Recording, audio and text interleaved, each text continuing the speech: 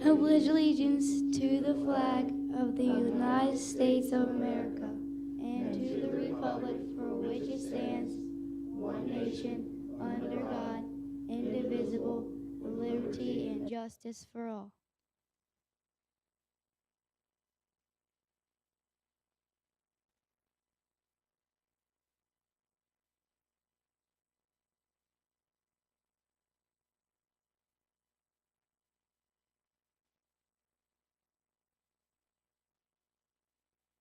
Hello. Nice to be here. Thank you. Thanks. Yep. Thank you.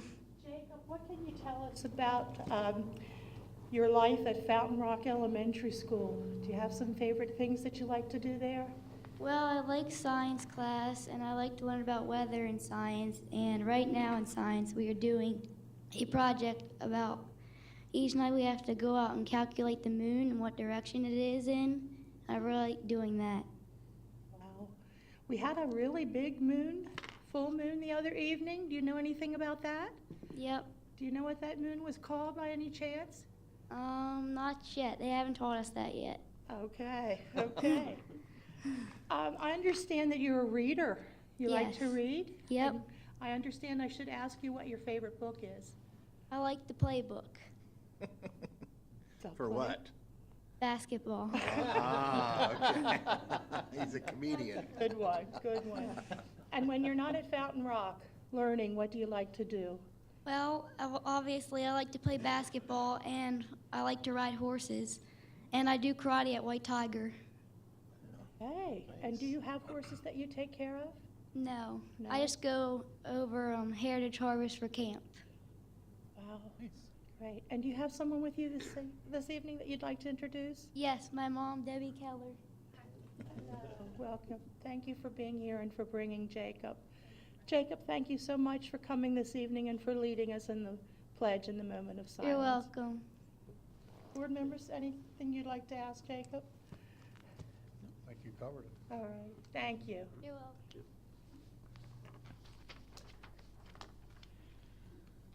Okay, we'll have the approval of the agenda. Madam President, I move to approve the agenda for this evening. Thank you, Mrs. Fisher. Is there a second? Thank you, Mrs. Murray. Any discussion? All those in favor of approving the agenda? Okay, thank you. Unanimous, motion carries. We'll have the approval of the minutes. Madam President, I move for approval of work session minutes dated Tuesday, October 17th, 2017. Thank you, Mr. Bickford. Is there a second? Second. Thank you, Mr. Stauffer. Are there any additions or corrections to the minutes? Okay, all those in favor of accepting those minutes? Okay, it's unanimous. Thank you. Madam President, I move for approval of closed session minutes dated Tuesday, October 17th, 2017. Thank you, Mr. Bickford. Is there a second? Second. Thank you, Mrs. Murray. Any additions or corrections to that set of minutes? All those in favor of approving that set of minutes? Okay, unanimous. Madam President, I move for approval of business meeting minutes dated Tuesday, October 17th, 2017. Thank you, Mr. Bickford. Is there a second? Second. Thank you, Mrs. Murray. Any additions or corrections to those minutes? All those in favor of approval? Okay, unanimous. Thank you. Is that it, Mr. Bickford? That is it. Thank you. Okay, we'll move to the public comment portion of our meeting. And we do have two individuals signed up this evening. I'd like to read from Board Policy KD 3, Policy Statement Procedures, A, Procedures for Business Meeting, Item 1. Each person wishing to address the Board of Education is encouraged but not required to sign up prior to the meeting and may address any topic concerning Washington County Public Schools except personnel or student matters which clearly identify an individual or individuals. Each speaker may speak for up to 5 minutes. So at this time, Pam Faulkner, would you like to come forward?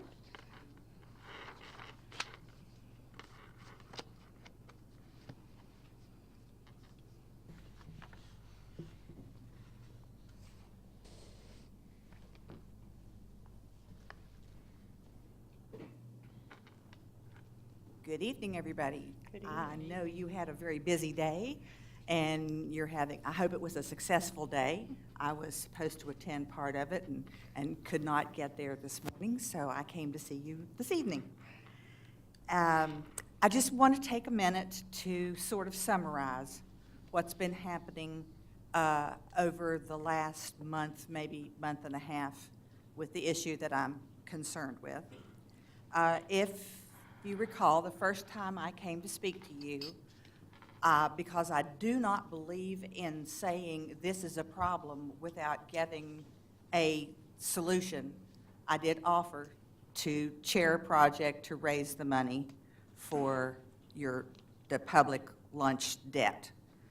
The second time I came with 200 signatures, 200 plus signatures, from people in Washington County and even a few interested people who were not from Washington County, but who felt the need to express themselves, saying that they did not approve of this particular change to add the collection agency's idea to the EFEA policy. I was invited to come to a committee meeting and see how the smaller committees work. I wasn't able to come, but 4 people did come, and they all got to talk and express their opinions and explain how they felt about the policy. At regular board meetings, you've had several people come up and speak to you other than me. You see me a lot. But there have been a few other people as well who've come up to explain to you how they feel about the policy. Peter Francho, the comptroller of the state of Maryland, was asked about this policy in a newspaper article, and he expressed his disagreement with the article, with the change. Not wanting to put the school board in any kind of adversarial role with families. I've spoken to Attorney General Brian Frosh, and he also expressed a negative opinion about the collection agencies. And I have a letter into his office right now asking about the legality, the legal problems one might have to approach in actually raising money for a school system. I've seen letters in the newspaper from people I'd never heard of, so I'm not the only person out there who's feeling this way. So I just wanted to come and remind you of all of these things. You are very busy and important people, and you have made some wonderful decisions that have enriched Washington County Public Schools immensely.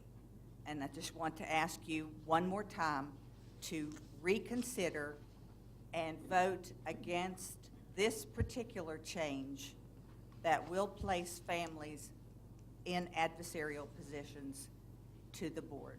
I think we work better when we all try to work together on things. And thank you so much for listening to me once again. Thank you, Mrs. Faulkner.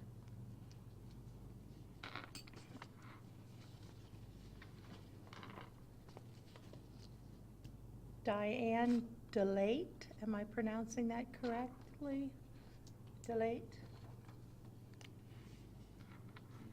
Hello. I saw you a few weeks ago, and I'm here again for the same topic regarding the collections for the lunch debt.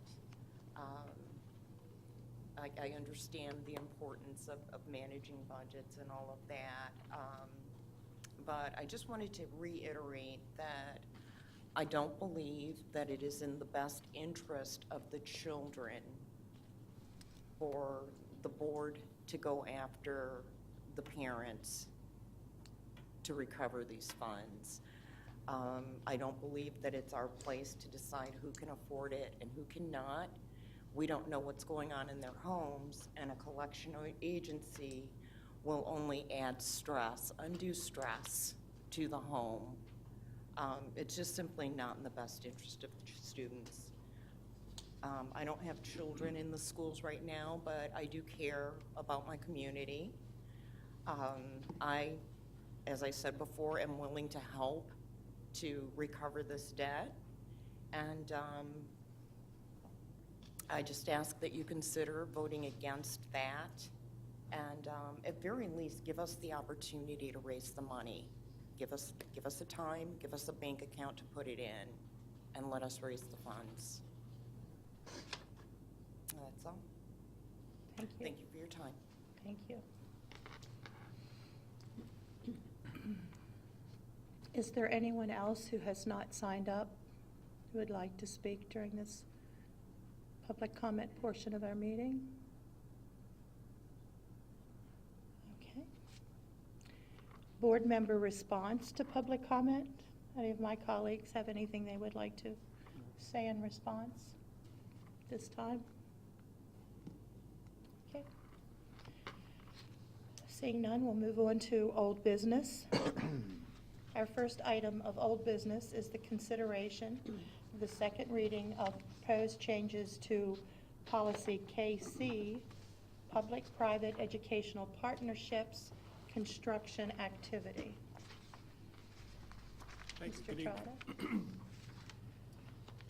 The first reading with regard to policy KC was approved by the Board of Education on October the 17th.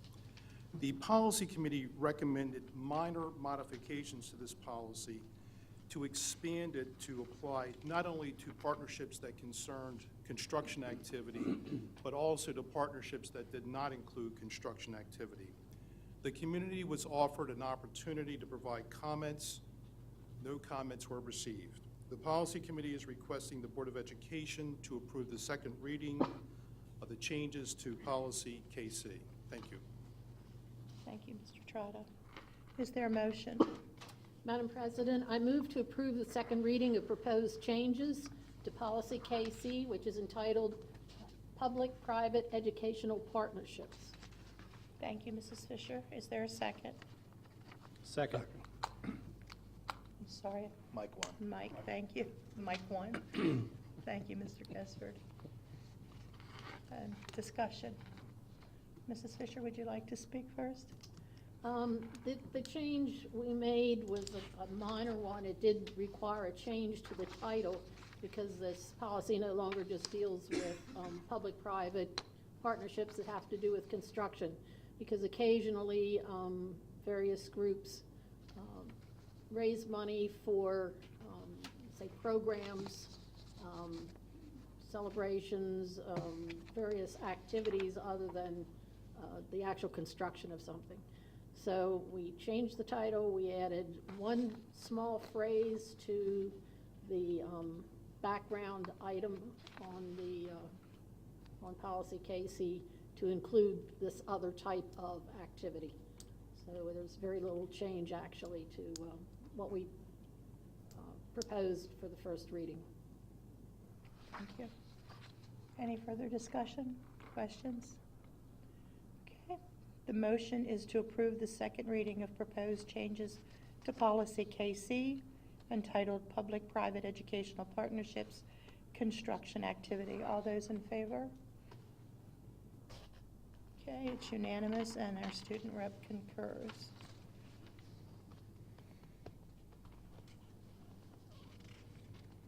Our second item under all business is the consideration of the second reading to propose changes to policy EFEA, local funding of school lunch, and the second reading to rescind policy EFF, school lunch breakfast program. On September the 12th, the Board of Education approved the first reading of the proposed revisions to policy EFEA and the rescission of policy EFF. Since the first reading, the Policy Committee has considered comments offered by members of the Board of Education and the community. The board members have been provided with a copy of the comments that have been provided, along with numerous news articles on this topic. Since the first reading, the Policy Committee has conducted an additional 3 meetings at which time it considered comments offered by the community, including comments offered by community members at the Policy Committee meetings. As a result of the committee's further study of this matter, the Board of Education has been provided with an updated version of the proposed policy that explains that a local board is required under federal law to have a written meal charge regulation that includes strategies for collecting delinquent debt. The revised policy now includes a comprehensive process that must be followed. Mr. Prue will provide us with an overview of that new proposed comprehensive process. Thank you. Good evening.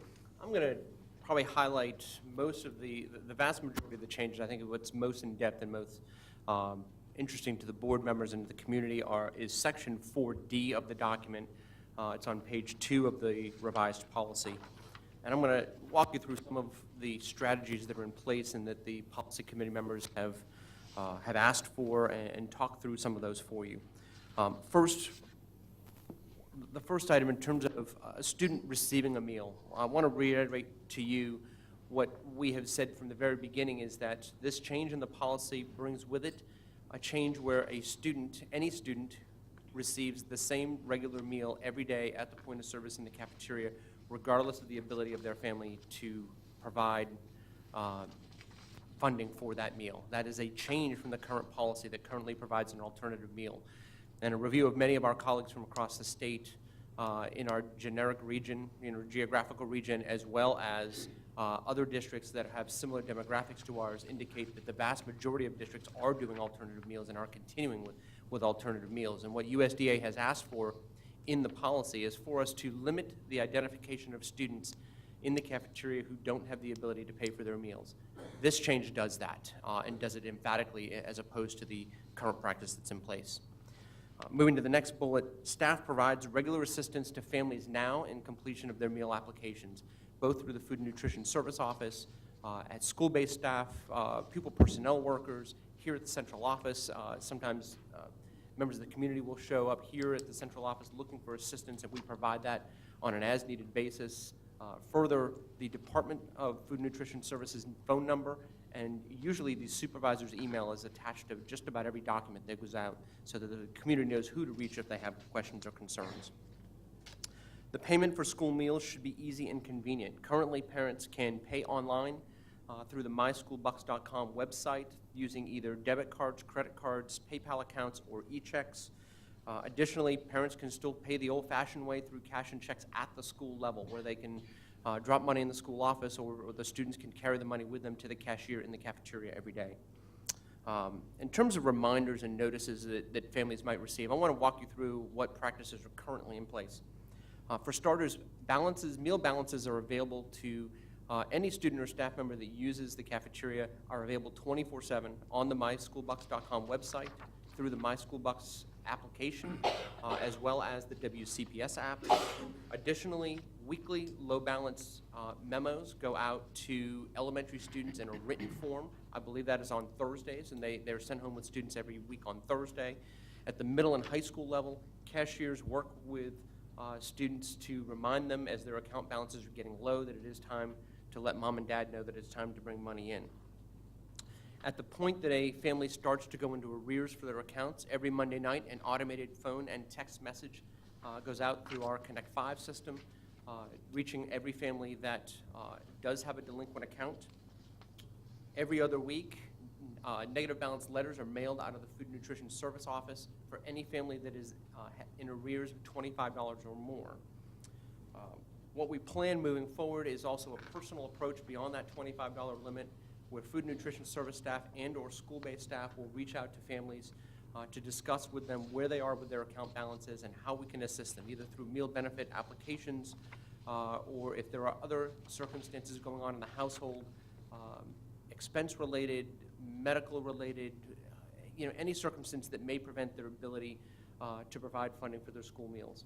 At that point, once we have additional information from that household, I think the supervisor of food and nutrition services may approach the superintendent or designee about alternate ways that we can provide support for that family, either through local support, community support, PTAs, school funds, to figure out a way to support that child in that way. But at the same time, through those personal approaches, we may find households that are resistant to communication or are not willing to speak to the school system about why they cannot pay for meals. And at some point, the supervisor of food and nutrition services will make a recommendation in those cases to the superintendent to refer those particular accounts to a collection service. And that's kind of an update on where we are there in terms of the process that is in place. I think that's part of the process that's been most concerning to our community and to members of the board. And staff will do everything in our power to ensure that we send as few accounts as is possible. But we really believe that just with any other obligation that members of the community have, paying for meals is one of those obligations.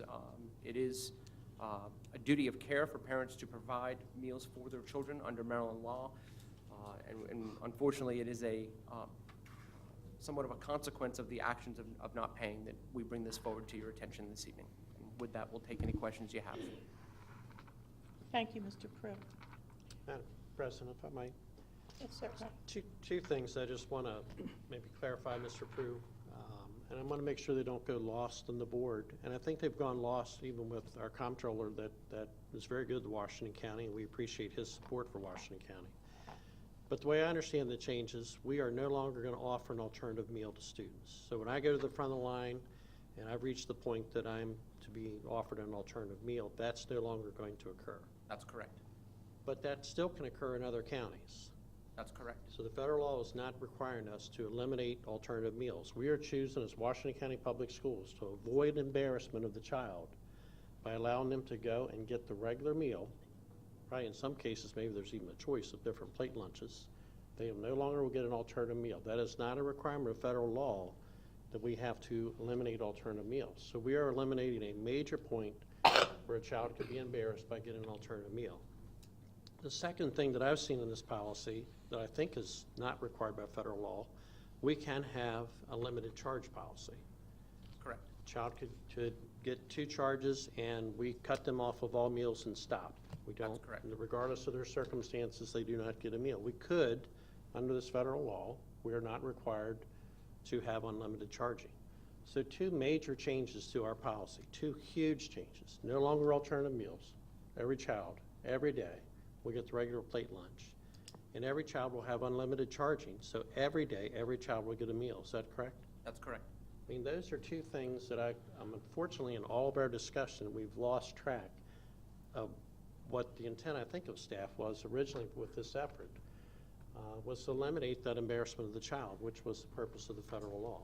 And that's what they've done. I think the request for the potential use of a collection agency has masked this whole effort to try not to embarrass a child. I greatly appreciate our advocates that have come and shared and have offered to help and support in various ways.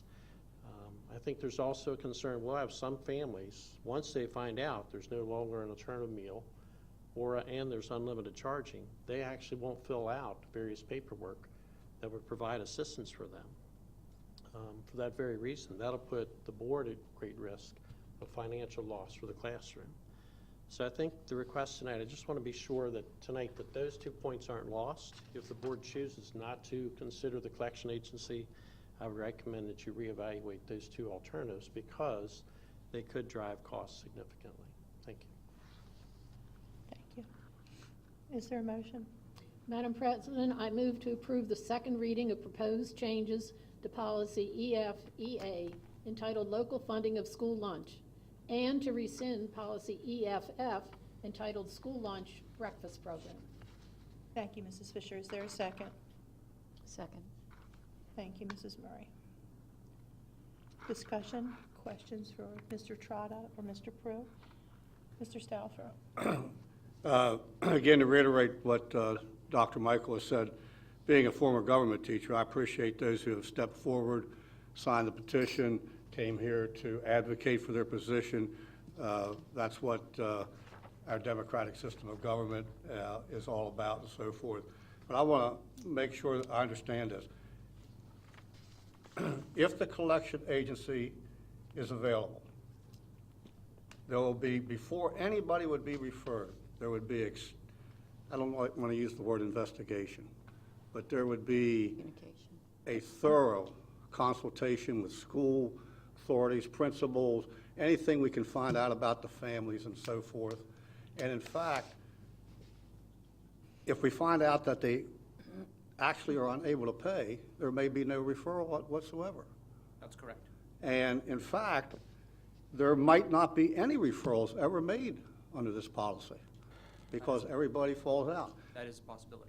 The other thing is some students, it's my understanding that some students don't have to fill out the paperwork to be eligible for free and reduced meals because they automatically qualify, because I think the technical term is categorically eligible or something. Would you want to address that situation? Sure. Approximately 25% of our students today are eligible for free meals based on a list provided to us by the State Department of Education that includes students coming from families that are receiving the SNAP program, which is the Supplemental Nutrition Assistance Program, what we've all referred to as food stamps for years. They may be receiving temporary aid for needy families. The students may also be coming from foster households. Those students are provided to us on a list by the State Department of Education, and they are approved for free meals without any paperwork. So there's no need for them to fill out free and reduced meals paperwork because they automatically qualify. Correct. And I would just add this, you know, the last thing I would ever want to do is hurt a child. Having been an educator for 42 years of my life, 2/3 of my life, that would be the last thing that I would want to start doing now that I'm retired from the actual system. On the other hand, there are people in the community who have not come out here and expressed, but have expressed to me the fact, have asked me about the policy, and I tell them what we're talking about here tonight, and many of those people say, well, you know, if we can find out that those people actually can pay, especially those who are running up big bills, they should be paying. So that's all I have to say. Thank you. Mrs. Murray? I just want to say that I'm just so pleased to hear that the students will no longer get an alternative lunch, that they'll be getting the regular lunch, and that every child will be fed regardless. And I think that is what we want, every child to have a meal. So I'm very happy to hear that. Mr. Gessford? So I understand this is a federal law. It is a, how do I want to describe this? So this is a policy guidance memo from the United States Department of Agriculture requiring local school systems, we're sponsors of the National School Lunch Program, which we are, to have a policy on how to handle delinquent charges. Will other school systems throughout the state be addressing the same? Many are currently or already have. And as an alternative meal, if I would go and I don't have the money to pay, what meal would I receive as an alternative meal now? At current, assuming it meets that student's dietary needs from, let's say, an allergy or special diet perspective, it's a cold cheese sandwich with a full complement of fruits and vegetables that would come with any meal and a selection of a milk. So essentially the entree is swapped out for the cheese sandwich. So I get a cheese sandwich And and that's a pretty standard common meal across the country. and what would a comparable meal of that nature be, that if I'd be paying, what would I receive? You know, Is it a hot meal? it Is runs the gamut. I mean, a student could choose a cold sandwich on their own, maybe a deli sandwich, a submarine, whatever. They could choose that, but most of our meals on a daily basis at lunchtime are hot meals. You know, pasta dishes, pizza, chicken fillets, any number of items, vegetarian dishes, ethnic dishes. So it's a wide gamut, and that, you know, we run a 4-week cycle menu that changes where the A and B choice change daily. There are additional other selections available, especially in middle and high schools where you have 6 and 8 meal selections a day. It might be a salad. It's an entree salad with proteins as well as vegetables. So it truly runs the gamut. So we know that a hot meal is really the importance of Predominantly, a that's the predominant nutrition. choice. So, okay. All right, thank you. Anyone else? I have a question. How will this policy, if passed, what will be done with the current debt? I think it's about $45,000, correct? So I think this comes to, staff can make recommendations to the board. I think ultimately this is something you may want to decide on. I think if I could make a recommendation to you today that you wouldn't have to vote on, of course, would be come the end of this year, I think a likely phase-in plan would be to make families at the end of this school year even on a level playing field. And so perhaps we could find funds at the end of this fiscal year to absorb the debt that's currently in the Food and Nutrition Services Department. Staff will do everything they can over the course of the year to minimize that value and work as hard as we can to recoup as much debt as we can. And then as we head into FY19, all families will start on an even playing field with the new policy, eyes wide open, here's where I am, I've been absolved of any past debt I have, and moving forward, here's where I go. So for some of our families that have really gotten in arrears, and we have a few families that have individual children at or above $1,000, those families get a fresh and clean slate to start with, and perhaps that's the piece that's holding them back right now from making any payments. And so that would be my recommendation to the board, provided the funding is available and it suits your needs. And if members of the public did raise funds, that could also go to offset that. Absolutely. We would be happy to apply those to limit the impact of the general fund. Okay. With the Monday night phone calls, do we have any way of knowing if somebody answers or if it's voicemail? Like, do we know how successful they are at getting through? I couldn't give you a success number off the top of my head, but we do get a response back. Was the phone call answered? Did it go to voicemail? Did it go unanswered? We can track that data. And one other thing I just thought of, with the families that once you're in arrears, if then you apply for free and reduced and you show that you're eligible, does that debt get wiped? It doesn't. We don't have the ability to backdate applications in a sense where if you've gone a week and you've accrued meal charges and then you get an application and it's approved, we can't backdate that application to absolve those further meals to submit them to USDA for funding. That could be another decision that the board could wrestle with is, do they want to establish a small account to manage that sort of debt to help our families, and once again, to encourage the completion of complete, verifiable, approved applications for benefits to ensure that, again, we're following the steps and helping families as much as we can. I'm sorry, more questions. Will this be something that can be reported on next year? Will we be getting regular reports on whether or not we've had to utilize a collection agency? We certainly can provide that information.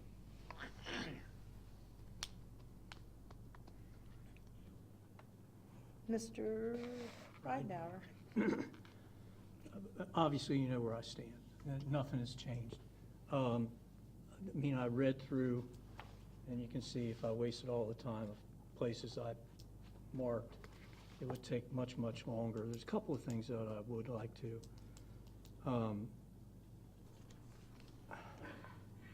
speak to and ask questions about. I mean, there were a couple of comments in there that just blew me away. That one of them was without the threat of collections, a doomsday scenario is possible. My biggest question is, where do we, you showed in there the number of people at different levels of arrears, $25, $50 to $100, over $100, and so on. What is the threshold that we would use? I mean, at the end of the year, if you still owe money, are we going to send a collection agency after them if it's $25? I think at this point what staff is considering to recommend to the superintendent for the regulation is in excess of $100, which would be the equivalent of roughly 2 months of school meals. So we would send, a collection agency for $100, okay, and above.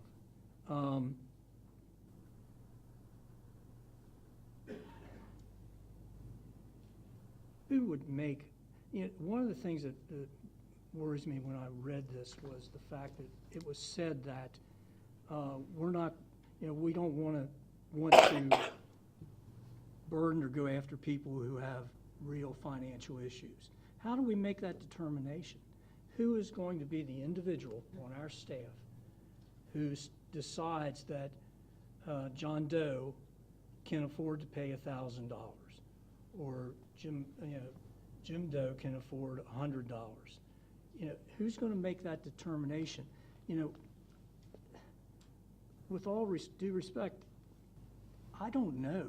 I mean, somebody can live in a nice house. They can drive a nice car. They may be up to their nose in debt. And really, a $25 a week or $20 a week, lunch ticket is a burden.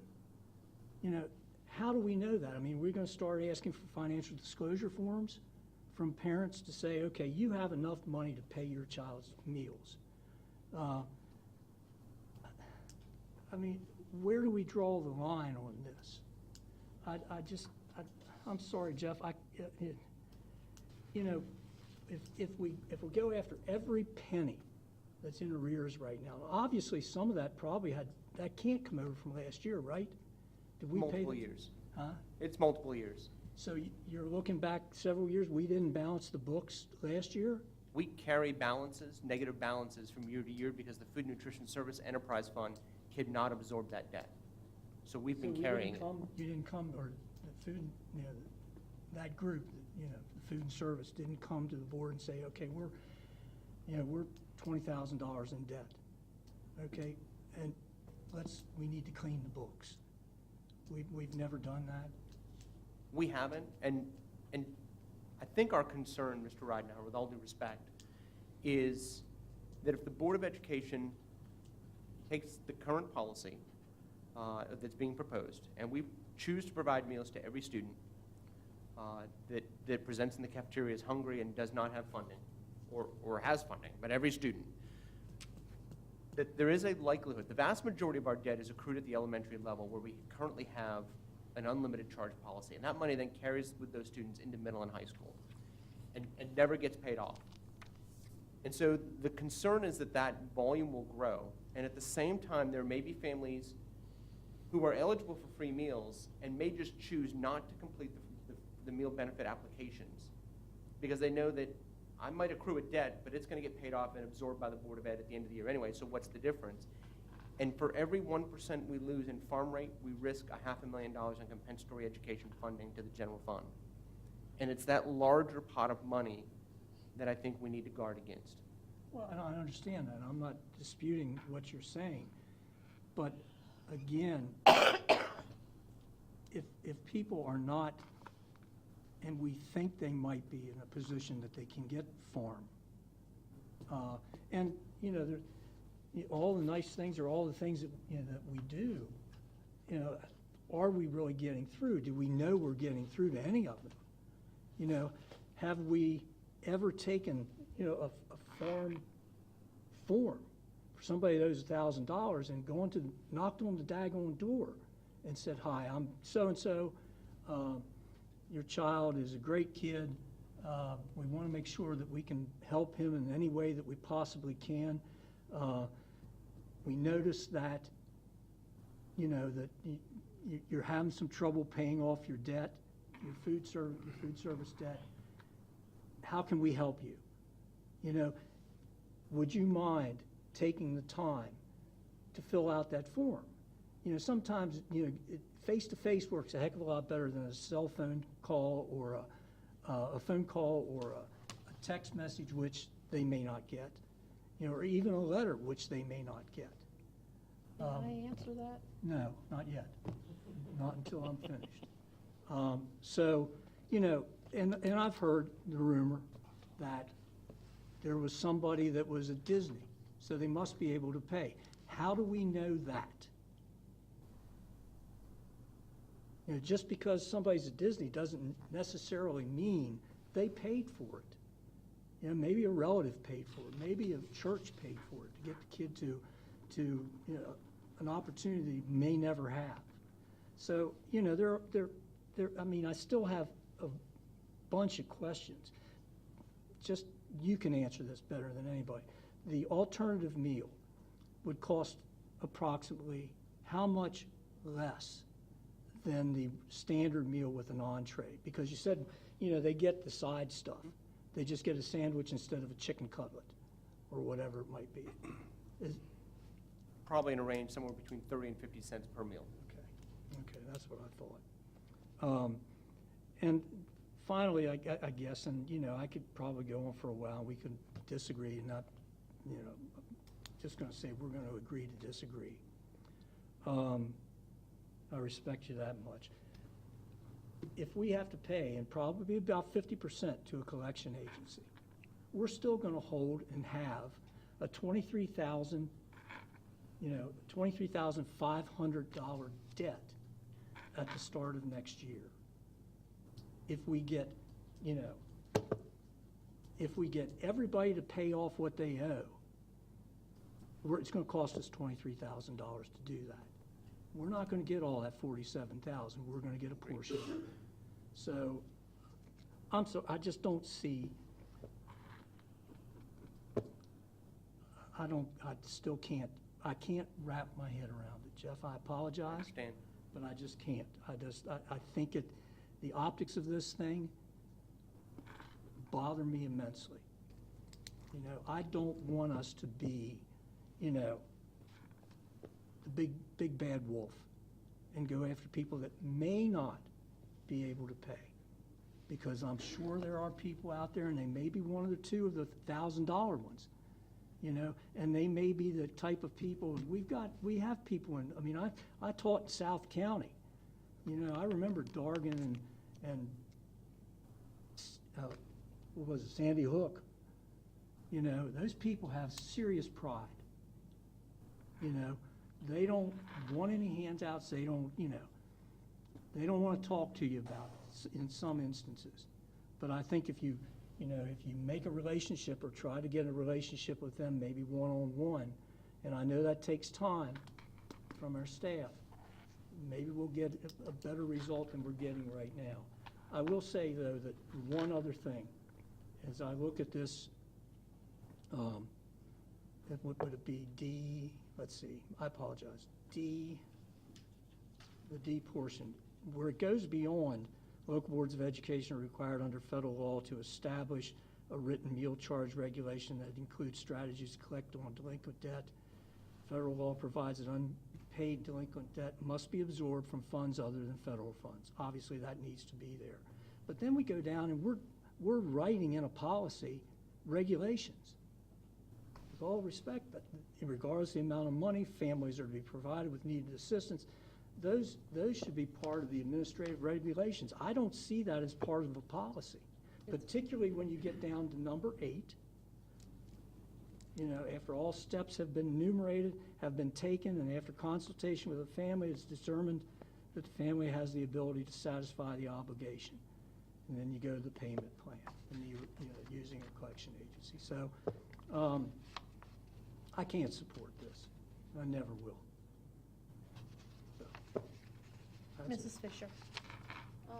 I think I can answer two of the questions you brought up earlier. Again, looking at that section you just cited, Mr. Ridenour, section D, item number,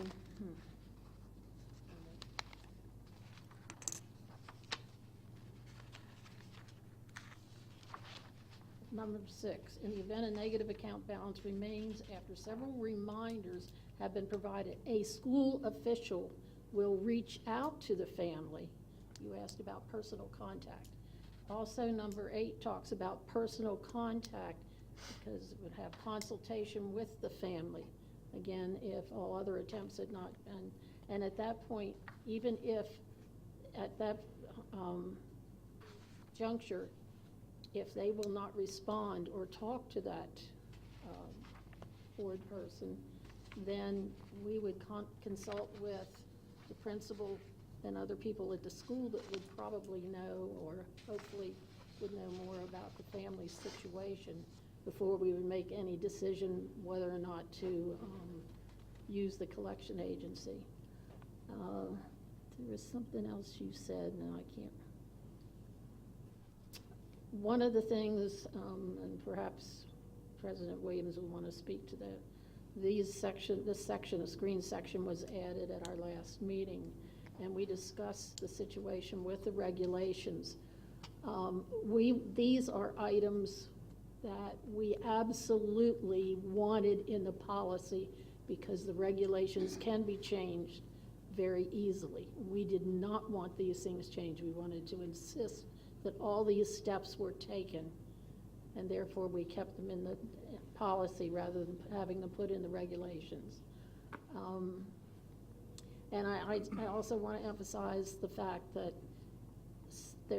we also have to look to the future, because it is a possibility that parents will say, why bother going to trouble to fill out this application? My son or daughter is getting the full meal. I'm not going to be charged for it. Why bother? Because if even 1% of the people that can pay, or that can, not pay, but can qualify for the farms do not fill out that paperwork, Title I loses over $500,000. So we're no longer talking about $45,000 just for the meals, but for money that's going to hurt students in Title I classes, where they won't be getting the extra funding they need for additional help. So I just think we have put every protection in here that we can. We've put so many different steps in here for warning throughout the year. And I've racked my brain. The policy committee has racked our brains trying to come up with some alternative other than a collection agency that would be effective. And we just can't come up with something. And as I said, it's a last-ditch effort that we'll try not to use, but if the situation warrants it, that it's there if we need it. Mr. Stauffer. I had one elementary school principal tell me that she knows of families in her school who should be on free and reduced meals.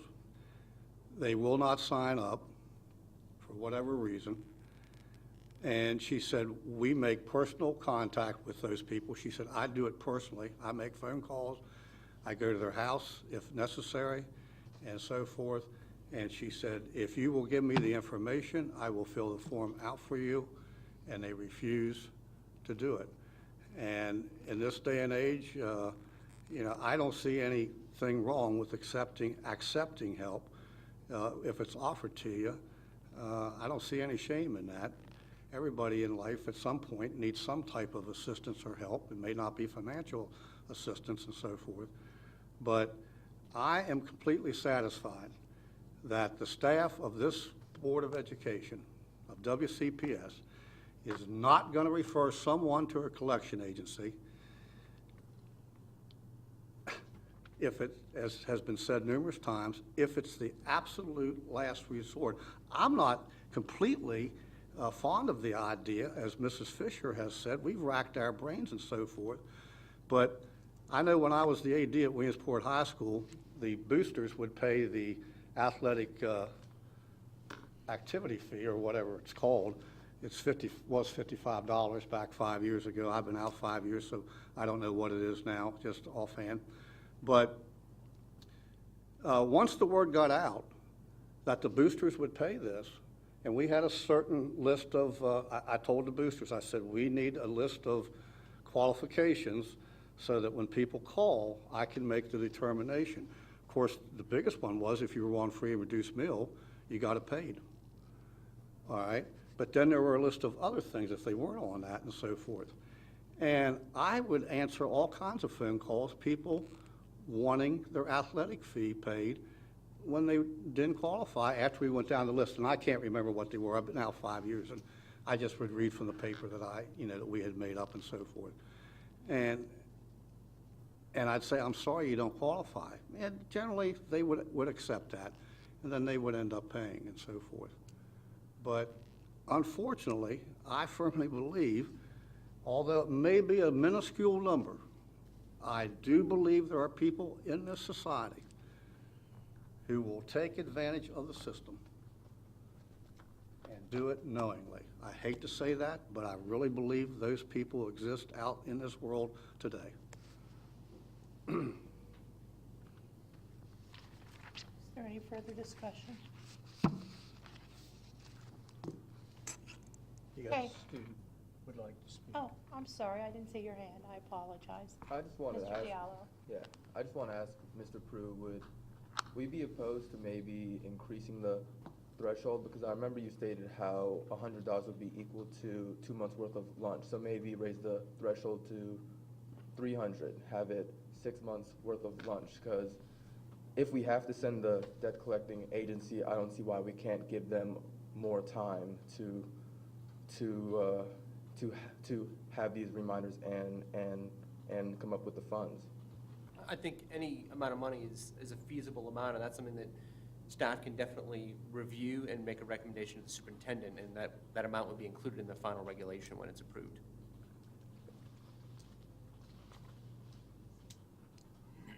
Anyone else? Madam President, just Yes. one point person. Just one thing, and I've heard, like I said, we disagree. But I don't believe, I have a little bit of faith in society that people aren't going to take advantage of a situation just because they can take advantage of a situation. I think you're not going to see this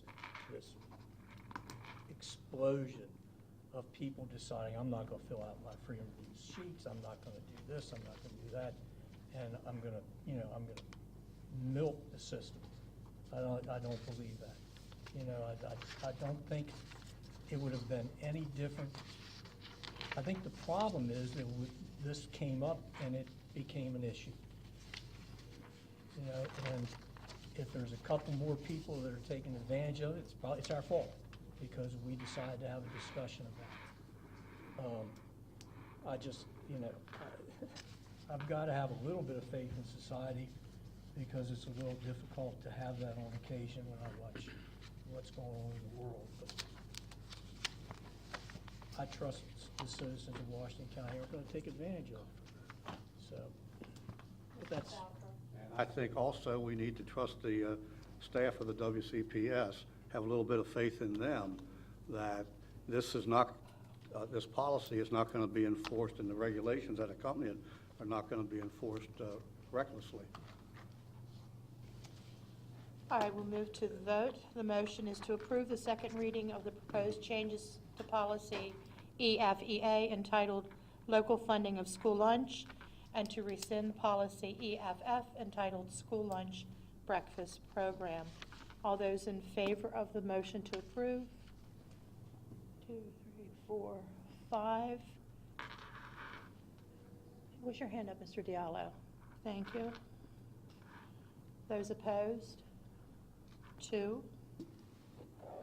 Okay, the motion carries.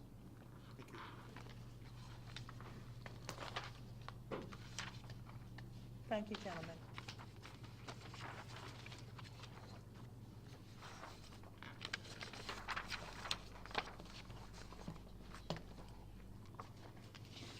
Okay, our first item under new business this evening is the 2018-2019 High School Program of Studies. Dr. Pugh, our Associate Superintendent for Curriculum and Instruction, is presenting. Hello again. Hello. We're here to ask for your approval and consideration of the 2018-19 High School Program of Studies. You received a copy in your packet, and we also reviewed with the Curriculum and Instruction Committee. Just a few highlights, and I do have members of the team who stayed late with me to answer any questions that you might have. Might be on tonight. On page 40 and 41 of your book, we'd like to add 4 new courses to enhance our district's computer science initiatives. Currently, we're offering computer science at Boonesboro High School, North Hagerstown High School, and Smithsburg High School. This program would be located at Williamsport High School, and it would be aligned with the Project Lead the Way programs that currently exist there in the STEM Academy. The STEM Academy prepares students for post-secondary education and careers in engineering, science, manufacturing, applied mathematics, computer science, through challenging coursework and hands-on experiences using the principles that are familiar with the Project Lead the Way. We think these 4 courses are designed around interdisciplinary activities that build on knowledge and skills in computer science, but also that empower students to develop the skills in problem solving and critical thinking that are essential for success in any career path they should choose. The second 2 courses in the series are advanced placement courses, one of which is a course that we have offered in the past, not through Project Lead the Way, but the Computer Science A is a course that our post-secondary partners are very familiar with, and they do accept credits for, and we have 350 universities and colleges that are ready to accept the Computer Science Principles course. That was a new course as of last year. We do have articulation agreements with Hagerstown Community College, students who earn an 80% or higher and who enroll in an information technology certificate or an associate's degree program at the community college are awarded college credit upon enrollment for all 3 of the final courses, the advanced placement courses as well as the cybersecurity courses. In health and physical education, we had some dynamic discussions with Ibrahim, our student member of the board.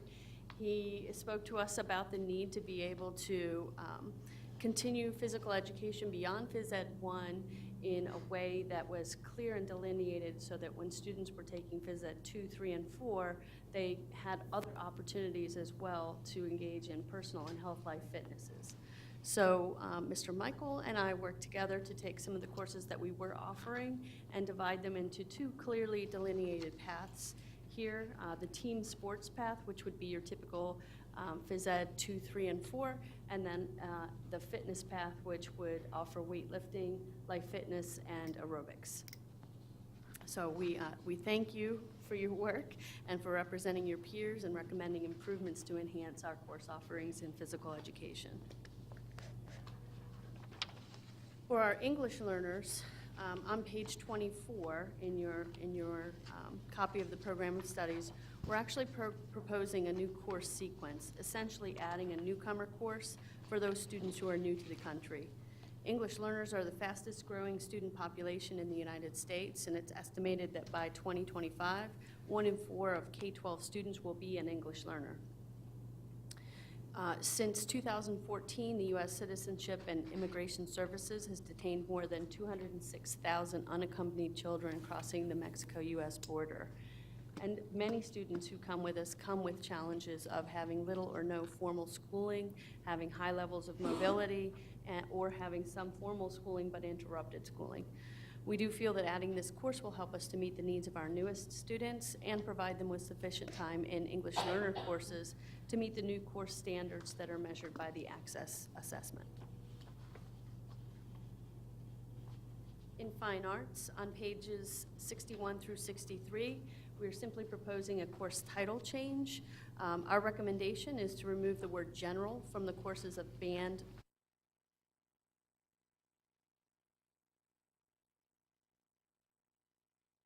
general. Some synonyms for general are imprecise, inexact, rough, loose, approximate, and we really feel that students who are participating in band are truly participating in band, not something like band. And we do feel that the distinction can be made for those students who take advanced coursework using the word advanced, which is already in those course titles. For a new opportunity for our students, on page 10, we're proposing the addition of an AP Capstone Diploma program. This is an advanced program offered at Clear Spring High School. It is intended to develop the skills of research, collaboration, and communication for college success. This distinction consists of 2 courses taken in sequence, the AP Seminar and the AP Research. Students who earn a 3 or higher on both assessments and who participate in 4 other AP courses earn the AP Capstone distinction. Student who would earn a 3 or higher on both the Seminar and Research, but not in 4 other courses, can still earn a certificate designating that they've taken these 2 higher level and rigorous courses. And finally, on pages 20 and 21, we are proposing the addition of an IB standard level English, and this is due to last year you approved the expansion of the IB career-related program, and those students need to take a series of standard level and higher level courses, and we didn't at that time offer the standard level English. So we would like to be able to offer for our students who are completing an IBCP, International Baccalaureate Career Program diploma, the course offerings in English that are at the standard level. And this is also at North Hagerstown High School. Many of you sent in previous edits, and we have taken those into consideration. They are in your book, the current edition that you have now. So if there are any other questions or recommendations, we'd be happy to respond. Thank you, Dr. Pugh. Is there a motion? President Williams, I move to recommend the approval of the 2018-19 high school program of studies. Thank you, Mrs. Murray. Is there a second? Second. Thank you, Mr. Gesser. Is there discussion or questions for Dr. Pugh? Mr. Gesser? I see a lot of this that we're adding. Has there been any discussion of deleting anything? During this revision and this edition, no, there were no deletions.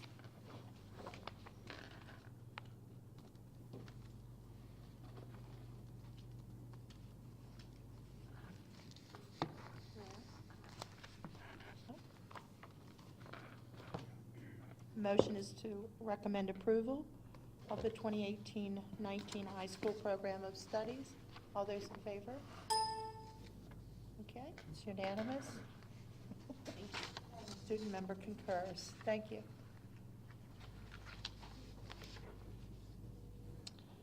Our next item of consideration under new business is a recommendation to reclassify $1,800,000 from the unrestricted fund balance to the committed fund balance. Mr. Brew. Thank you, Mrs. Williams, members of the board. You may recall a few weeks back, you approved the fourth quarter budget adjustments. Those were subsequently approved, as well as the full end-of-the-year adjustments by the Board of County Commissioners on October 24th. Tonight, I'm here in front of you to request the reclassification of $1.8 million from unrestricted fund balance to committed fund balance for the following areas. To apply $1,012,000 for the capital improvement program, $438,000 for textbooks, $200,000 for playground improvements, and $150,000 for pre-kindergarten infrastructure, supporting the expansion of pre-kindergarten programs and additional classrooms in our schools. Is there a motion? Madam President, I move to reclassify $1,800,000 from unrestricted fund balance to a committed fund for the purposes of funding the school system's initiatives in the following areas: $1,012,000 for the capital improvement program, $438,000 for textbooks, $200,000 for playground improvements, and $150,000 for pre-kindergarten infrastructure supporting the expansion of pre-kindergarten classrooms. Thank you, Mr. Pickford. Is there a second? Second. Thank you, Mr. Stauffer. Discussion or questions for Mr. Prue? Mrs. Fisher? Could we have some more detail on the 4 uses of this 180? Sure.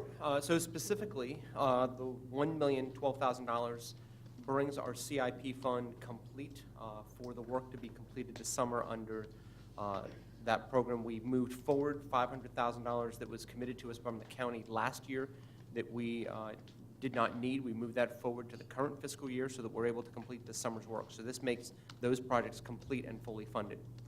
Mr. Crew, I'm going to correct you on the 500,000 we did not need. We were able to fund We that with used- general fund last year and not being able to see any seed money from the county for this upcoming year.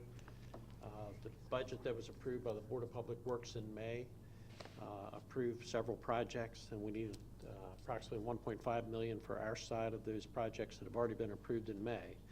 So we purposely carried forward that $500,000. It wasn't that it wasn't needed last year. We supplanted that money, basically, with general fund money and carried that money forward so we'd have some seed money for this year. Fortunately, we have this fund that we're requesting that you designate that allow us to pay for the estimated costs for our projects that are already pre-approved for next summer. All right, thank you, Dr. Michael. The $200,000 for playground improvements is stemming from some work we did this past summer. We certified one of our technicians within the maintenance department to perform playground inspections to ensure that our playgrounds were meeting current safety standards. Subsequently, we removed several pieces of equipment from numerous schools to ensure that we weren't going to have student injuries or accidents on those playgrounds stemming from obsolete pieces of equipment. We're looking to reinvest into some of those playgrounds and additionally to support improvements in other playgrounds that could use additional capacity in some of our elementary schools and to support the activities of some of our PTAs that have been providing some of that funding for quite a bit of time.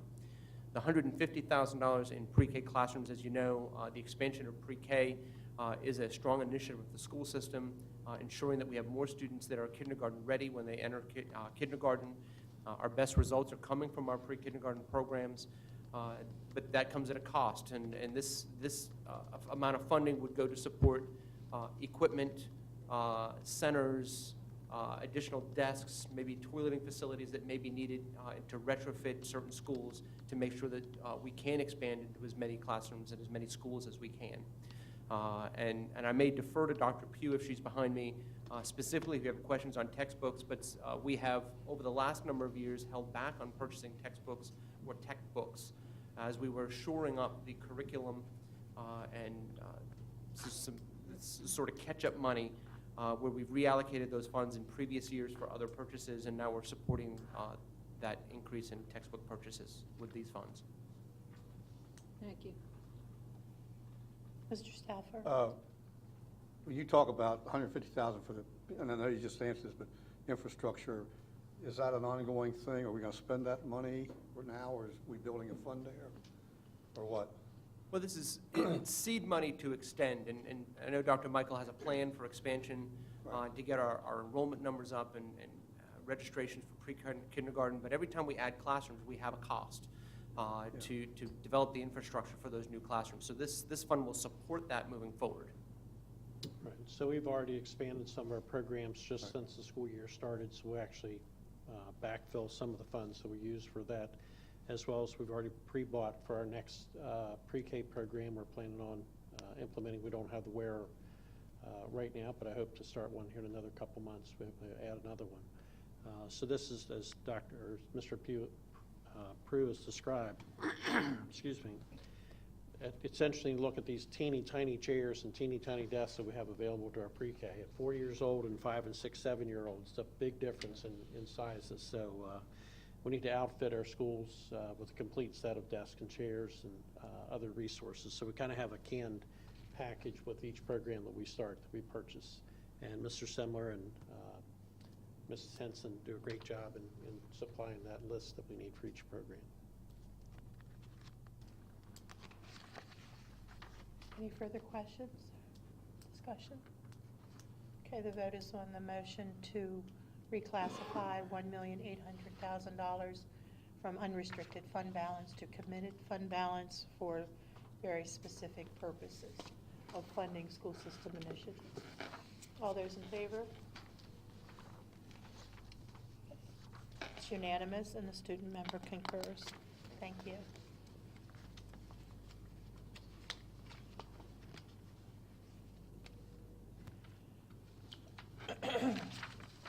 Hello, Mr. Bakewell. Good evening. Consent agenda is our next item under new business. So tonight we have 12 items for your review. The Purchasing Review Committee reviewed all these items on October 16th and is recommending approval of these items. And staff is available for any questions, additional questions you might have. Is that 13 items or 12? 12. There was one that was removed. Which one did I miss? You got the. Oh, that's the new one. Okay.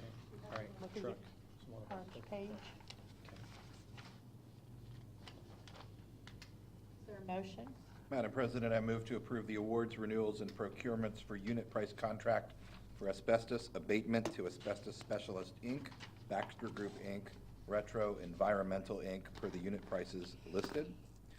Maintenance and repair of mechanical and refrigeration equipment to MTS Equipment, mechanical at $34,140 per year, plus the cost of parts, and Thai Construction Company, Inc., at $42,000 per year, plus the cost of parts and refrigerant.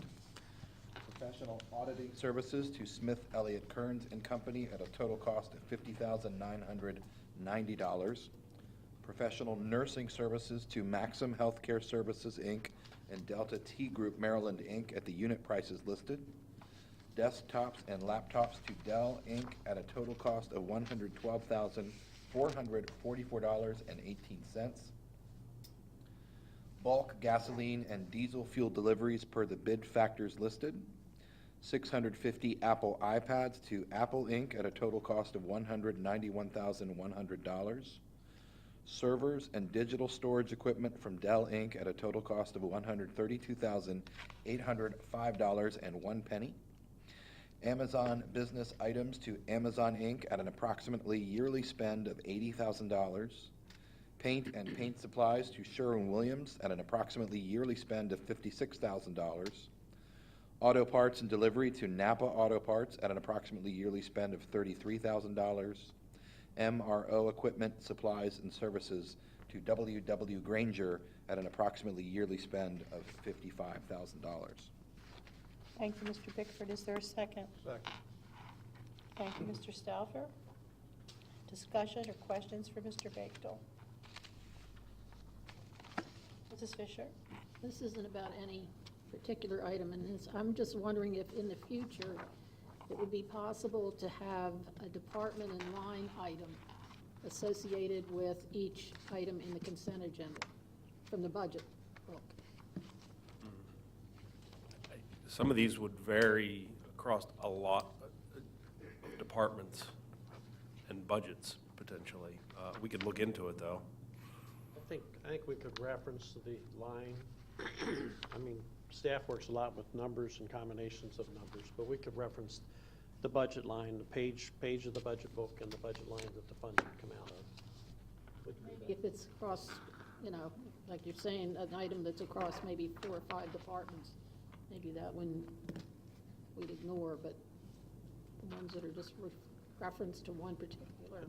I think maybe what Mr. Bechtel's referencing, you're not going to necessarily see, 300,000 and go over and see a number of 300,000. It might be 300,000 as part of $1 million line item, Right. or something like that. But we certainly can reference where we know where the money's going to come from and what line item it's going to come from. So we could reference that in some fashion in the document. Or some of the ones at the bottom that are they could, schools buy from Granger, transportation, maintenance. I mean, there's almost anybody Granger has a catalog that's that thick, and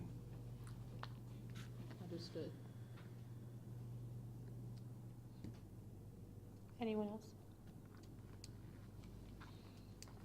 Okay, the motion is Mr. Bickford's motion to approve the consent agenda as presented. All those in favor? Okay. Unanimous, and the student member concurs. Thank you, Mr. Baker. thank you.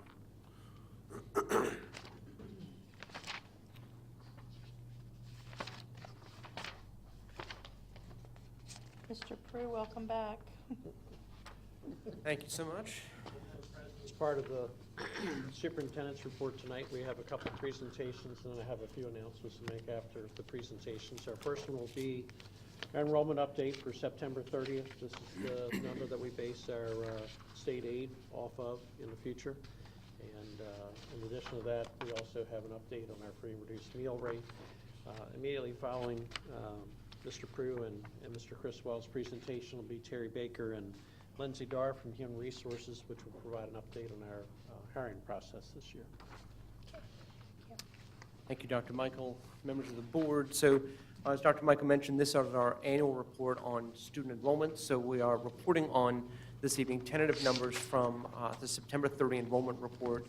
They are still tentative because we are still in a back and forth mode with MSDE confirming student placements based on unique student identifiers. And so we want to present this number to you, but the numbers are fairly close to where we believe the final number will finish. We're also going to report to you the free and reduced meal eligibility rates as is reported on October 31 to both the United States Department of Agriculture and also to the Maryland State Department of Education for compensatory education. So with that, Mr. Criswell will walk you through school sites. Evening. So looking at a comparison between last year, last September actually, and this September, at the K through 5 grade level, we saw a reduction of about 109 students, and a lot of that was due to the kindergarten class that came in. We had about a 1,580 student kindergarten class come in. We saw around a 1,750 student fifth grade exit. So they're now sixth graders this year, which resulted in that change. And that was a little surprising to us because the number of kindergartners, we expected it to be the same as last year's. The birth rates between this year's kindergarten class and last year's kindergarten class, you'd have to go back 5 years. It was within one person. So we expected it to be about the same, and it surprised us a little bit as it came in a little under. That was a big portion of that change. For the middle school level, pretty much flat. We kind of expected to be there. About a 7-student difference between last year's middle school enrollment and this year's middle school enrollment. And then at the high school level, we're up by about 139 through 12 students, and that was right in line with what we were anticipating. We knew a larger ninth grade was going to be coming in. This class is 1,800 students. It's one of 2 1,800 student classes that we have in the system today. But overall, taking in all the grade levels and the special centers, which would include Marshall Street and the Job Development Center, we're up to about 15 K through 12 students over last year, and that's the compensatory funding number that Dr. Michael had mentioned. When we look at pre-K, we look at some of the changes, we've added some pre-K programs. We have about 34 additional pre-K students than what we had this time last year. We expect that number to continue to grow up, and we expect all these numbers to continue to fluctuate as the year progresses. However, this is our snapshot in time that we always look at. So overall, last September to this September, we're up by about 50 total students across the system.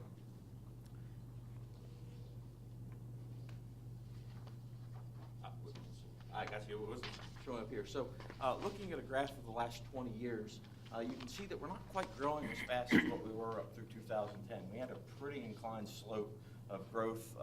Past 7 years or so, that slope's really started to level off, which is a good thing. They're still increasing little by little, but we're not growing by leaps and bounds quite like we were back before 2010. And looking at the school changes, it's really kind of the same as what you see at the macro level. All the schools had changes in where some would have smaller kindergarten classes come in, larger fifth grades exit. We have special permissions. We have magnet placements at the elementary level. And I'll be happy to answer any specific questions you may have about a specific school that went up or down. I'll do my best.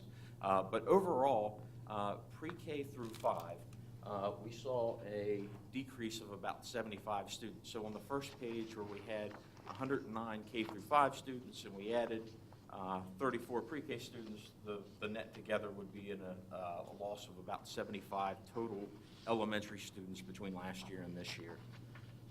Looking at the middle school level, again, it's a representation of what was on the first page. We saw a loss of about 7 students.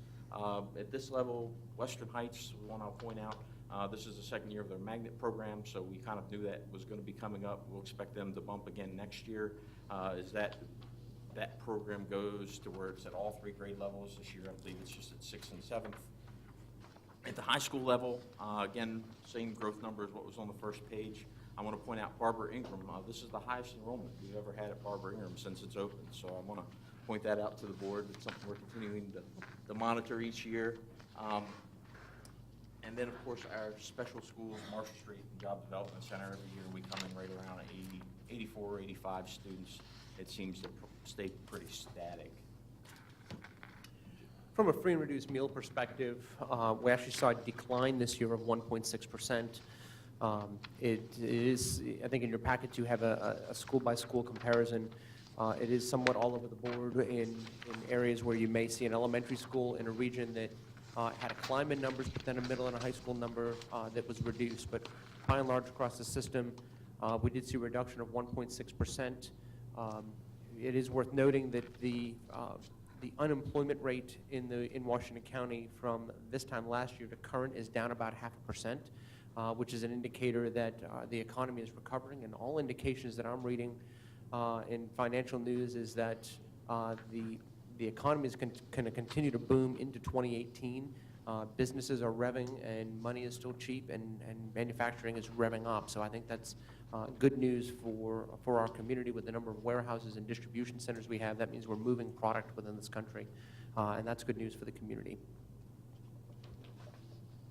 With that, we're happy to ask any questions you have related to specific sites, specific data points. Questions? Okay, thank you, Mr. Prue. Mr. Cristobal. Thank you.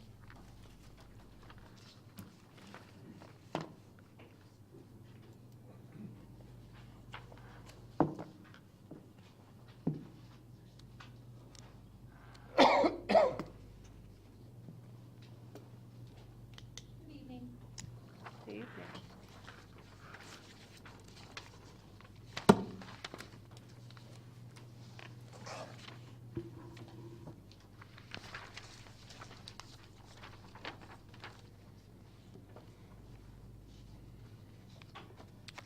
If we're waiting for a PowerPoint to come up. Yes. Great. Well, good evening, President Williams, board members, and Dr. Michael. It is our pleasure this evening to share with you an update on teacher hiring and retention.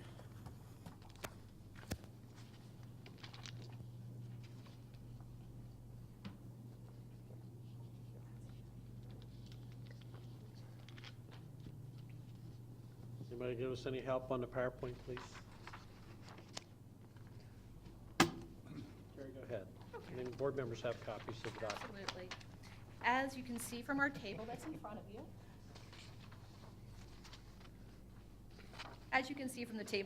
of you, we've increased our minority hires by 1% since last year. We continue to strive to hire additionally highly qualified minorities through recruitment efforts, including outreach to historical black colleges and universities.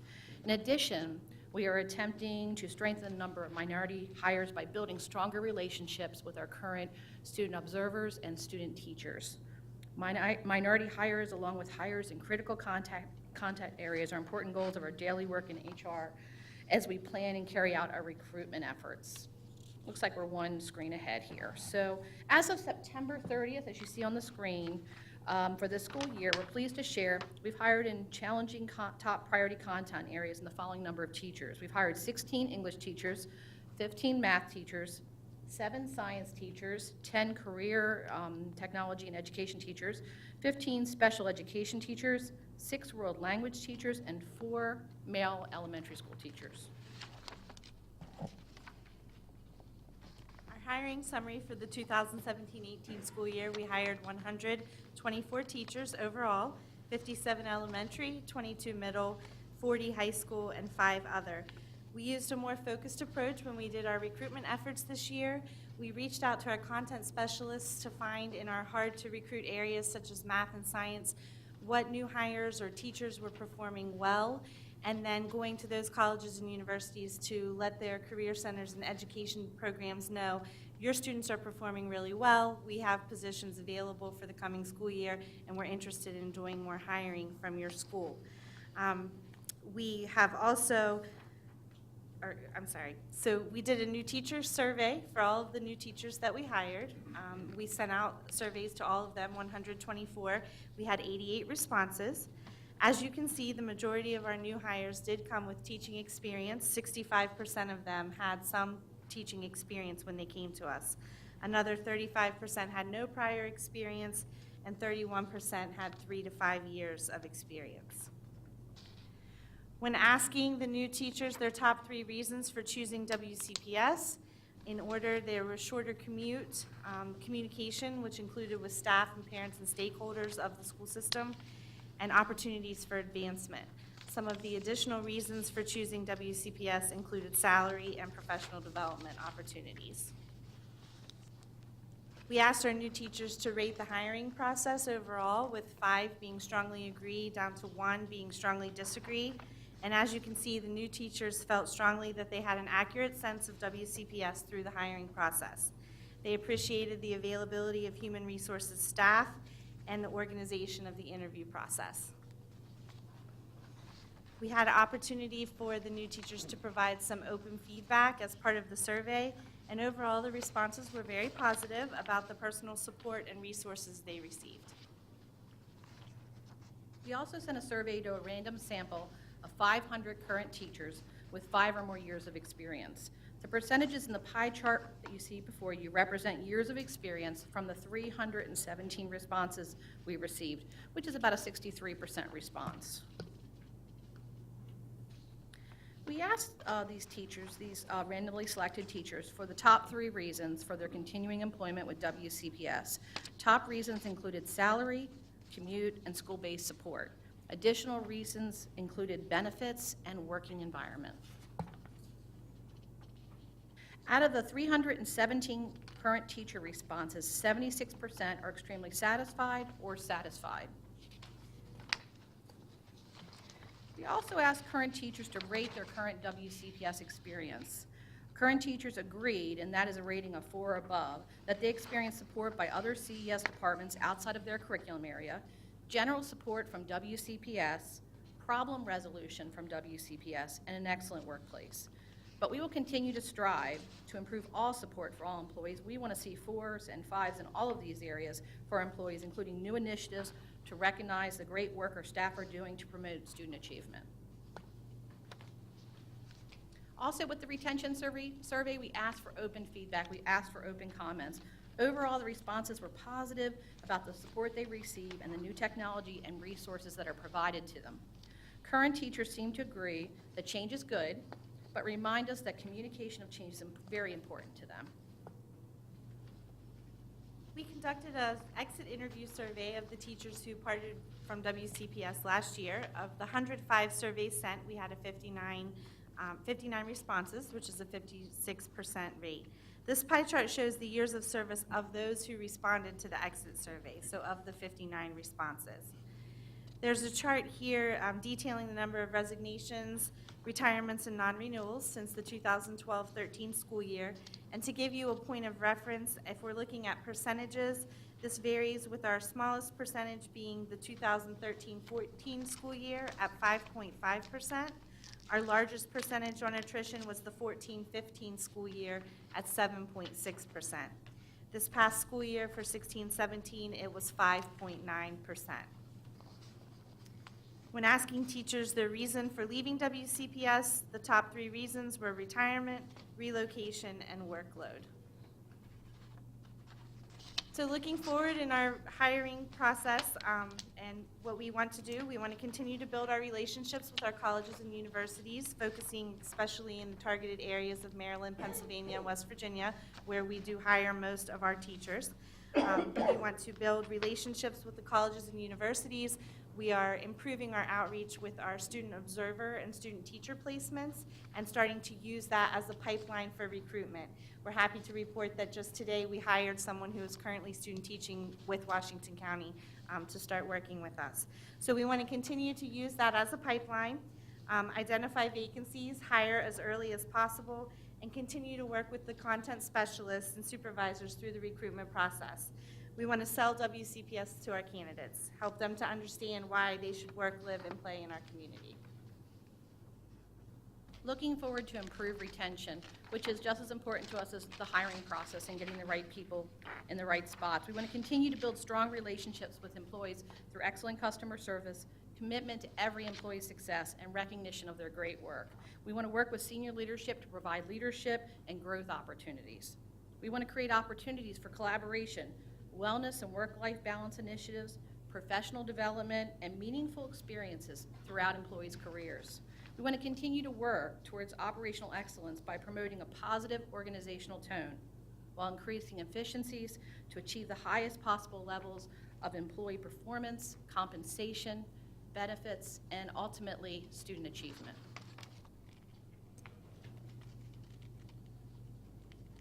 Okay, with that, I don't know if the board members have any questions, but I'm sure Terry and Lindsay will be glad to answer them. Mr. Stafford? I noticed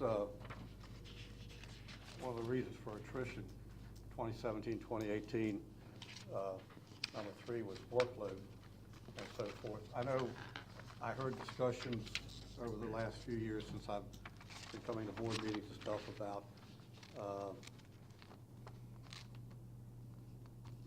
taking things off teacher plate, decreasing the workload, yet we seem to be adding things all the time. When we add, do we ever subtract anything? I mean, I hear this from teachers that we never subtract anything. I think it's, it's a balance, and of course, our leadership is working with the various content specialists and supervisors in our school-based administration so that we can give teachers the best balance that we can. But it is a struggle. It's a continuous struggle. I would say that we've been working with Washington County Teachers Association talking about workload for the past few years, as you've mentioned, and we've been trying to work through some ideas of what we can do to help support teachers. I know that the advancements with the curriculum, I'm hoping, are helping our teachers to feel like the workload is lessening somewhat as we continue to provide them with resources. And we try to work with individual teachers. As the association brings concerns to our attention, we work with individual schools and teachers to help them achieve that best balance that they can for work-life balance, and so they can be most successful in their position, because we're committed to making sure that they feel successful so that they can, of course, achieve the best student achievement in their classroom.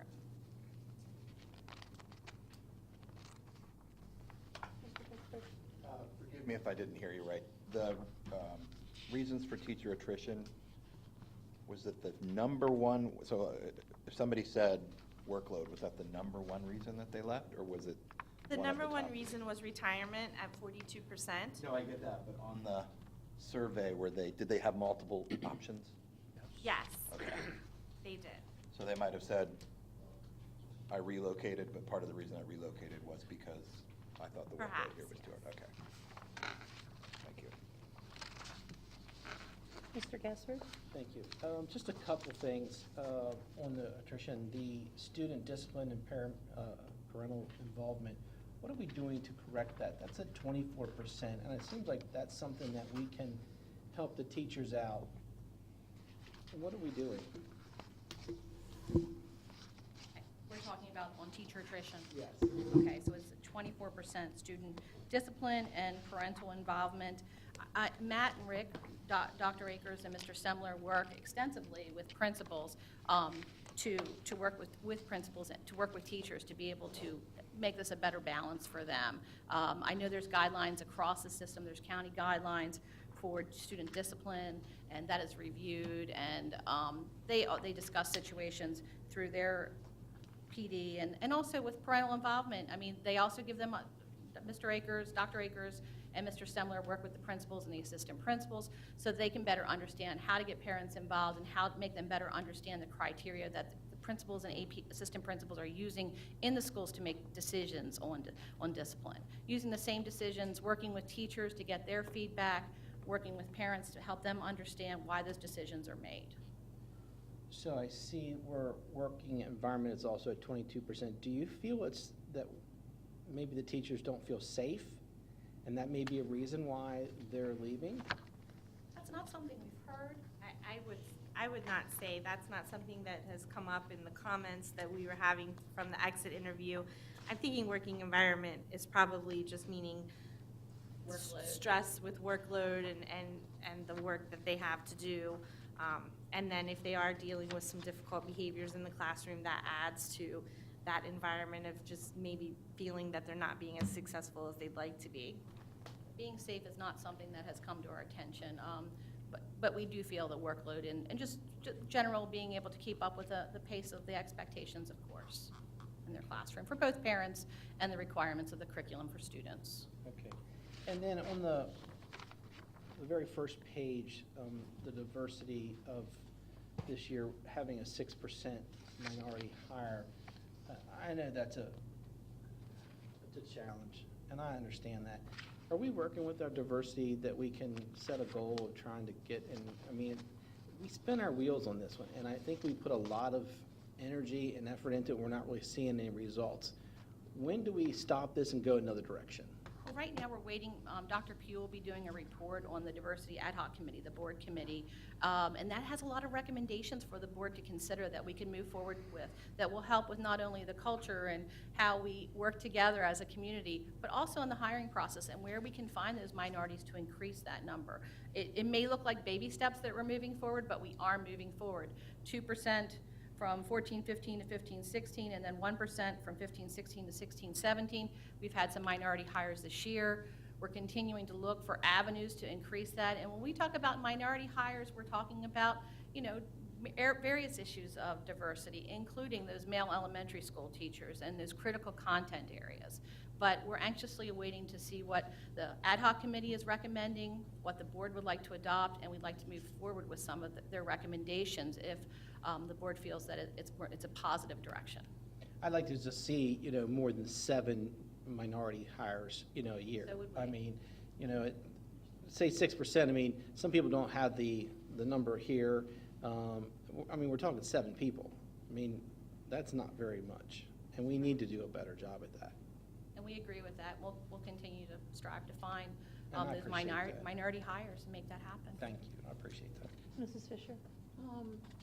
Just to kind of respond to what Mr. Gasper's saying, I think that we have been doing yeoman's job of attempting to hire diversity. I think the problem is those diverse people don't want to come here. They like the city life, the urban life, and we're too rural for many of them. We I need assure some you, it's a nightclubs or something. part of you our know, some- daily goals in HR. The critical content areas we talked about as well as minority hires.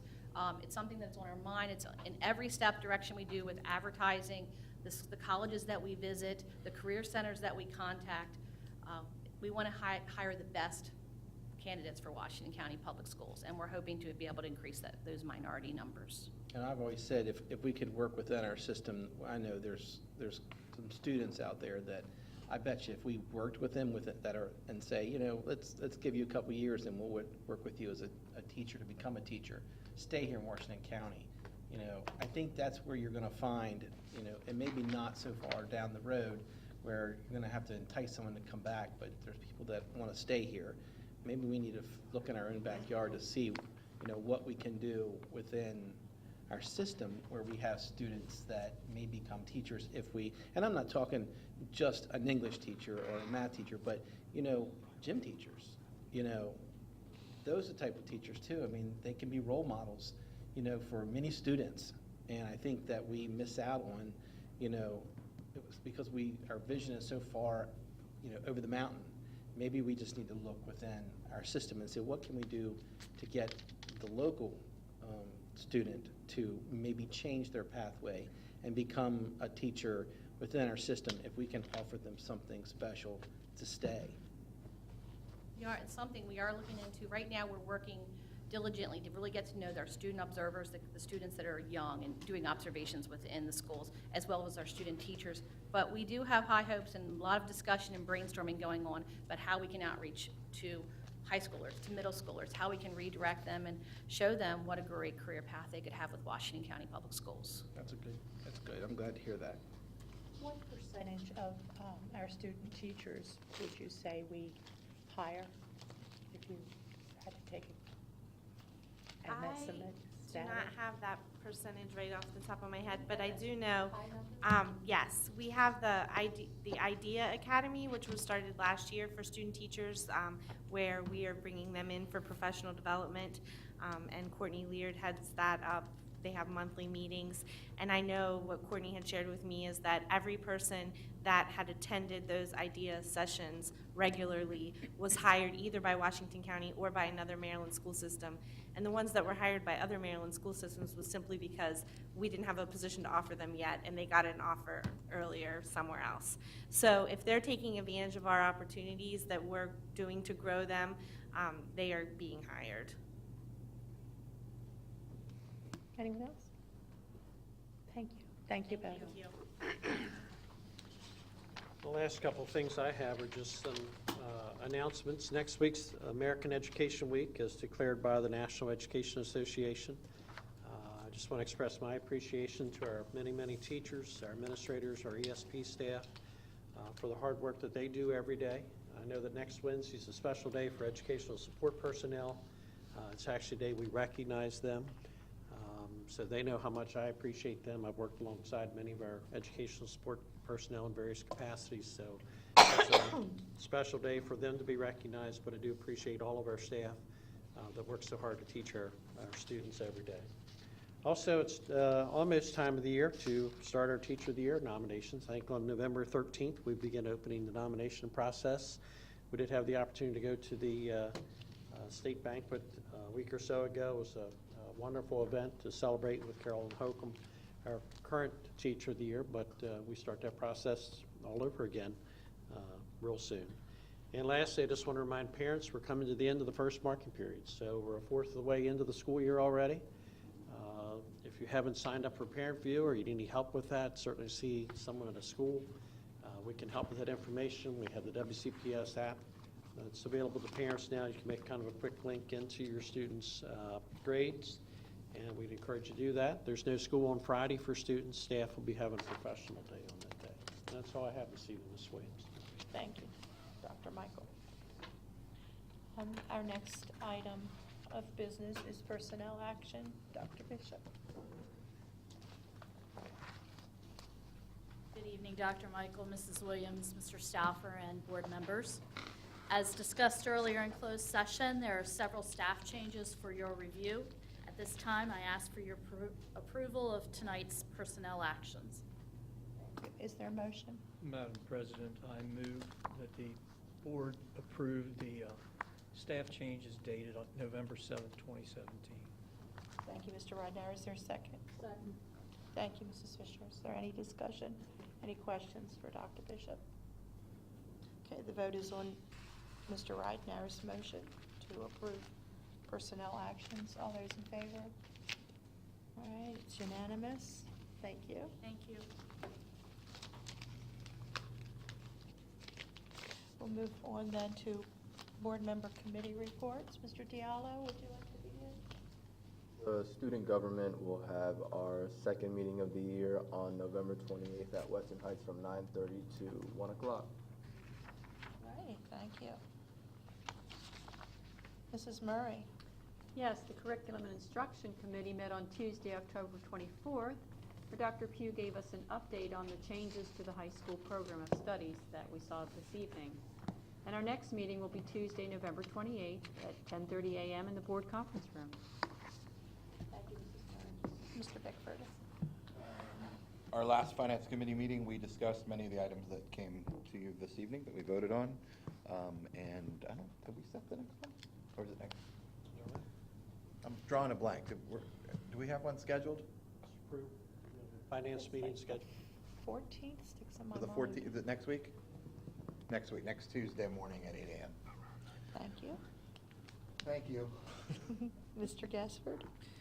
Thank you. The Facilities Committee met this afternoon at 1 o'clock, and the report will be forthcoming next week. But I just want to say thank you to all of those committee members who come there and are well-prepared and inform us with some great topics. So thank you to my committee. Mrs. Fisher. Policy Committee met October 31st. We discussed and modified several items on the school lunch policy, which we passed earlier today. Mr. Prue was there and provided us with some valuable information as we worked through some parts of this particular policy. We also discussed policy KC, which also passed on its second read this evening, and we will meet again on November 29th at 9:15. That was the 29th, Yes, ma'am. 15. Thank you, that's an important date and time for me. I want to note that, thank you. Mr. Ridenhour. Yes, the HR committee met last week. Obviously, we were shown the presentation that was given today. A couple other items, an update from the ESP Professional Development Task Force, and information on leave teachers. There is no meeting scheduled at this time for November. Thank you, Mr. Ridenhour. Right, we'll move on to future agenda items. You have a list of proposed future agenda items. We have upcoming on November 21st, Mathematics Tech Book. On December 5th, the update from the Diversity Ad Hoc Committee. On January 16th, an update on the William Brish Planetarium. We'll have quarterly healthcare updates on the 16th of January, and in April, on no particular date at this time, we'll have another quarterly healthcare update. I'd like to remind my colleagues of the upcoming Open Meetings Act training that's scheduled for December 8th here in the board auditorium. If there are any suggestions for future agenda items, Yes. would be a good time. Mrs. Williams, I would, and I'd like to just kind of fold my board member comments on this also. For 25 years, the lioness of the area, the Lady Lioness, have been performing a duty for the school system. They do eye checks for our students, and I would like to have them to be added to our agenda so they can come and be thanked appropriately, and maybe tell us a little bit what they do at the schools. And I'd like just to do a shout out to all those Lioness who have performed the duty this year already and completed the task of all the schools. I think there's about 8,000 students that they check their eyes, and so I'd like to say thank you to that group, and hopefully we can get them to come in the future and hear the presentation. All right. Yeah, that's the Hagerstown Lioness Club. Hagerstown Lioness? Yes, does that. Do we have consensus to look into inviting that group here for Sure. presentation and recognition? Thank you, Mr. Gessler. Thank you. Anyone else have any proposals? If not this evening, please let either Mr. Stauffer or Dr. Michael or myself know. All right, we'll move on to board member comments. Mr. Ridenhour, would you like to start? Yes, ma'am. Several months ago, I was requested to serve as a replacement member on the Maryland Association Boards of Education Board of Directors. I considered the request and then agreed to serve. Prior to the MABE conference, I was asked if I wished to continue my service by the MABE Nominations Committee, and again I agreed. The committee then unanimously forwarded my name for continued service to the MABE conference for a vote by the members in attendance. When the slate of nominees, including me, was presented at the business meeting in October, the vote was unanimous with the exception of 2 members. Those members were from Washington County. And they weren't just from Washington County, they were our elected board officers. To say I was surprised would be a huge understatement. It was easy for the participants at that meeting to recognize the target of their votes was me. They didn't offer alternative nominations for the board of directors from the floor, as the bylaws allow them to do. All the approximately 100 conference participants supported the nominations committee's slate, except 2. They obviously knew that they would not win the vote, but they made their statement through their vote anyway. And now the minutes will show that 2 members opposed the board of directors slate and me. I was embarrassed not only for myself, but also for this body that such an obvious cheap shot would take place in a highly visible event in front of our counterparts from across the state. What good did the vote do for us or for MABE? It's been my practice during my tenure on this board of 13 years, when a vote for leadership occurs and there's but one nominee, that I'll raise my hand so there is a unanimous vote of support. This has occurred even when I was uncertain that the individuals nominated were the best choice. It happened last December when I voted for these same two individuals to serve as our board officers, even though I might have preferred somebody else. I wanted them to have and the public to see my vote of confidence in a united board. Yet it appears that those who were publicly supported by me and other members refused to do the same for me. The irony is particularly rich when one of those members repeatedly lectured us on the need for more professional development from MABE, and who believes that their own professional development makes them the authority on board operations and even what constitutes a consensus. There was a recent newspaper article speaking to the supposed improved relations on this board. I have to believe that fellow members have no difficulty in publicly embarrassing a colleague that this is a facade. I would ask those who are concerned about relations between board members, given the unanimous board vote for our officers last December, and those same board officer votes against me and my MABE nomination, who is it that is dividing this board? The record is clear for anyone who cares to see it. Thank you. Mrs. Fisher? I have nothing. Mr. Gaspar?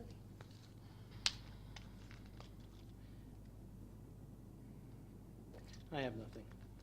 Mr. Stauffer? I'd just like to say that on Thursday, I'll be attending the Veterans Day celebration at Clear Spring Elementary. I received, along with everyone, did I say Clear Spring Elementary? I meant high school, sorry. The board members all received one, but I was planning to attend anyhow because I am a veteran of the U.S. Armed Forces, and Jim Hudson, a retired teacher from up there, does an excellent job. And I wanted to go last year and didn't know when it was, but this year I do, so I'm going to be attending.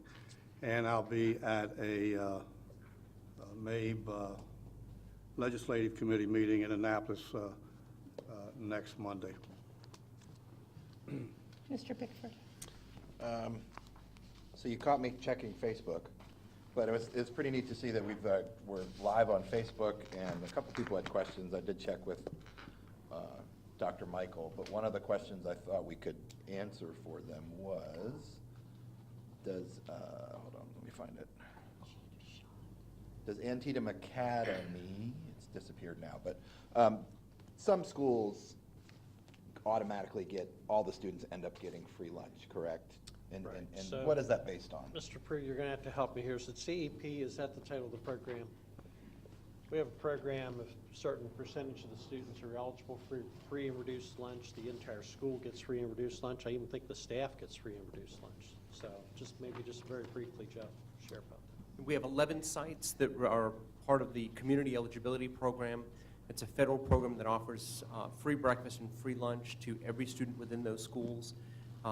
It's a basis of the numbers of students that are categorically eligible that we talked about earlier that receive other benefits we identify through other lists through the State Department of Education.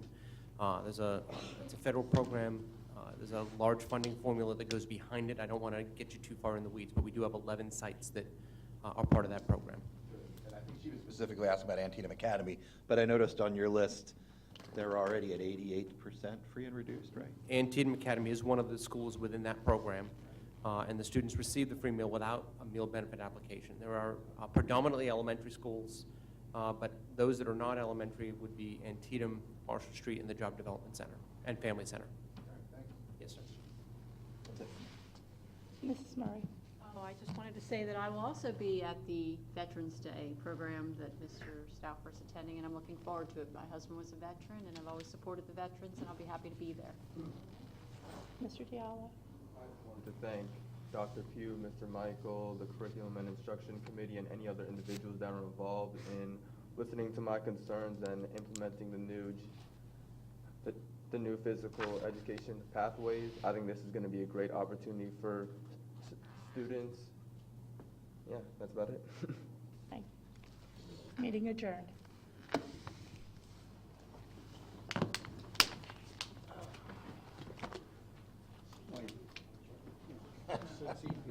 They asked me what the CEP stands for.